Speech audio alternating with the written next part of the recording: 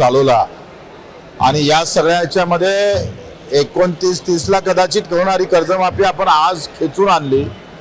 यामध्ये आमच्या कार्यकर्त्याचं, शेतकऱ्याचं आणि खास करून मीडियाचं या सगळ्यांचं मी आभार मानेल। आमचे राजूजी शेट्टी असेल, वामनराव चटप असेल किंवा महादेवराव जानकर, नवलेजी असेल, याच्यासह जे प्रहारच्या कार्यकर्त्यांना जे मेहनत घेतली आणि सातत्यानं 1 वर्ष असं नाही आहे का एका ठिकाणी आंदोलन केलं, 2 दिवस आंदोलन केलं, आम्ही संपवलं असं नाही। आम्ही वर्षभर हे आंदोलन चालू ठेवलं। 350 सभा, किमान 500-600 किलोमीटरचा पैदल प्रवास, एकूण 10 ते 11 दिवसाचं अन्नत्याग आंदोलन आणि त्यानंतर नागपूरचा चक्का जाम। या खऱ्या अर्थानं या टर्निंग पॉइंट ठरला। नागपूर जाम केला आणि सरकारचं तोंड उगाले सुरुवात झालं। सरकारनं तारीख दिली, त्या तारखेवर सरकारनं कर्जमाफी केली, मुक्ती केली।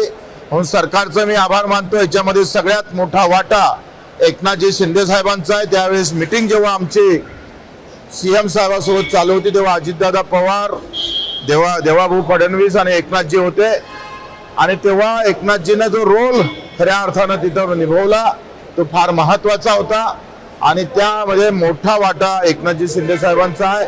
आता तर मी देवाभाऊला पण त्यांचे आभार व्यक्त करेल। आता जुन्या कर्जदार जरी माफ झालं तरी नवीन जर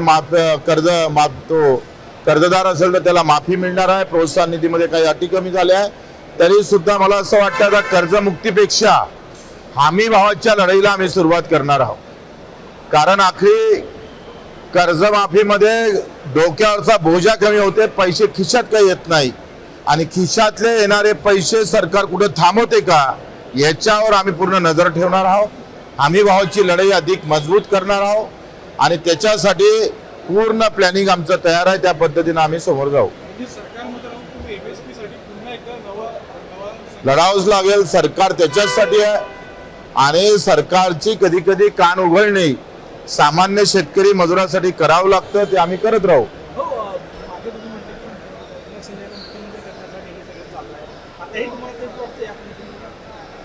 नाही, मला असं वाटतं का आता कोणासाठी मुख्यमंत्री होण्यासाठी चाललंय हे महत्वाचा विषय नाही आहे। पहिले एकनाथजी ज्या भूमिकेनं समोर जात आहे तो विषय आमच्यासाठी महत्वाचा आहे आणि एक दिवस पुन्हा एकनाथजी शिंदे साहेबांचा आल्याशिवाय राहणार नाही, मुद्दाहून सांगतो।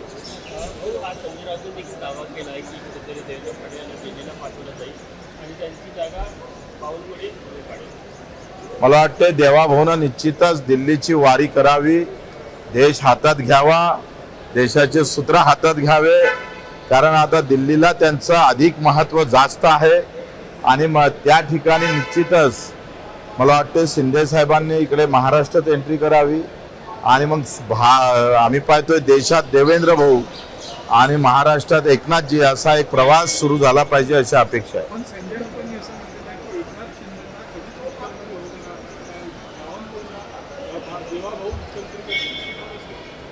संजय भाऊचा भविष्यवाणी कुठंच कधी खरी ठरली नाही। त्याच्यानं त्यांनी कोणत्या आता ज्योतिषाजवळ हात पाहिला, त्यांचा पाहिला का कोणाचा पाहिला माहित नाही। त्याच्यानं मला वाटतं त्याला काही अर्थ उरत नाही।